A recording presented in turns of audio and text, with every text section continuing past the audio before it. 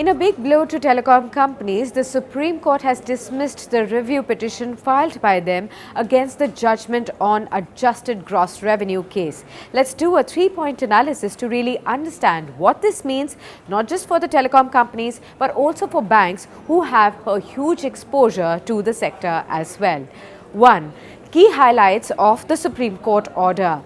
Well, if you see, the Supreme Court rule has actually been in favor of the Department of Telecommunications against the telecom companies in the long pending dispute related to the definition of adjusted gross revenue. Now, this forms the basis of revenue sharing arrangements between the telecom operators and the government, such as license fee and also the spectrum usage charges. Now, following the verdict, the telecom operators cumulatively have to pay around 1.5 trillion rupees. Now, further, Supreme Court has also asked the telecom companies to make the payments by 23rd of January 2020. The Supreme Court retaining the judgment on AGR case will put a severe burden on telecom companies, especially on Vodafone Idea, that is already reeling under losses because of the intense competition in the sector. 2. What happens next? Well, if you see, the telecom players will definitely evaluate the various options to mitigate the impact of this adverse ruling for them. Now, they may also consider the legal remedial options, including to file a curative plea. Now, further, they may also seek additional time for payments. The telecom companies have already sought relief from the government for stretching the payment terms, also waiver of interest and penalty amounts, and lowering those of the spectrum prices, among others. Now, there is also a high probability of some relief by the government to really improve the overall financial health of the telecom sector as well. For instance, allowing staggered payments over a longer period of time. That will help telcos in the near term. Now, that said, even with the reliefs, AGR dues are a drag and significantly weakens credit metrics of the telecom companies. Now, the two players most impacted by AGR case are Bharti Airtel and Vodafone Idea. Now, Bharti is relatively better placed on credit metrics after the recent funds raise of $3 billion through QIP and FCCB.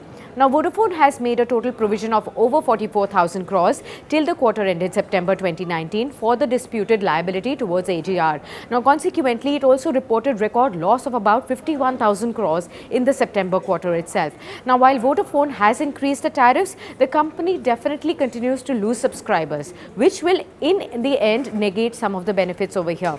Now, additional financial support from the promoters seems unlikely, as both the sponsors have already recently commented against infusing more capital in the company. Now, Vodafone was already carrying a debt of 1.25 trillion as the end of March 2019, which would have now increased to around 1.4 trillion rupees. Now, the overall liquidity profile of the company would also further be stretched if the AGR dues are to be paid in a week's time, and if that fails, a timely monetization of the assets, that is the stake sale of the Indus Towers.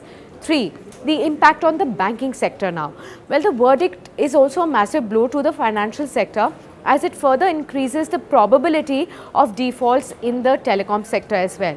While the total exposure to the telecom sector will be between 0.5 to 4% of the loan book of the major banks, it will definitely be a significant percentage of the bank's overall net worth. Now, as per SBI Capital Securities report, the overall exposure to telecom sector is over 15% of the bank's net worth as at the end of September 2019. Now, interestingly, private banks are as much exposed as the public sector banks. Yes Bank, IndusInd Bank, IDFC, First Bank are most of the exposed sectors to the telecom sector as well.